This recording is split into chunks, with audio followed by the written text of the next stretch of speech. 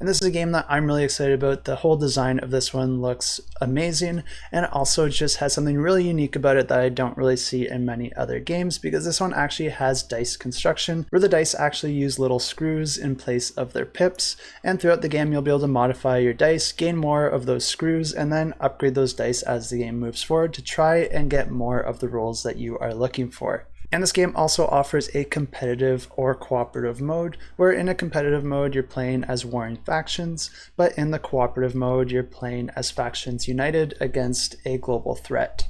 But not only is this a dice construction game, but this is also a deck building game. So each player is going to be starting out with their own set of starter cards, then you're going to be taking turns performing actions. And during a turn, you can activate any of the cards that you've previously put into play. Then you're going to draw cards back up to your hand limit and then roll your dice in order to generate resources. You'll then be able to perform your main actions by spending the resources generated by those dice in order to play cards in your hand or to activate previously played cards' abilities. And activating those different cards will allow you to do all sorts of different abilities and actions, but primarily you're going to be using them to attack your enemies.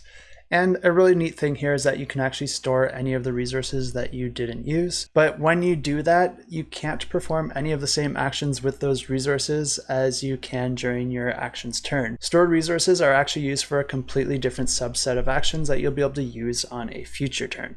You can also only store a limited number of resources of each type. And another really neat thing here is that some of the cards you put out will have a spare parts icon on them. And what's nice about having those out is that you're going to gain a spare part resource for each of those icons that you have visible. And this is a special resource that is actually used for its own subset of actions. And these actions work a little bit differently because you'll actually have to use them in the same turn, because any of the spare parts that you don't use or spend on actions are actually going to be lost at the end of your turn, so none of that will carry forward. And these are the actions that allow you to gain more cards or customize and improve your dice.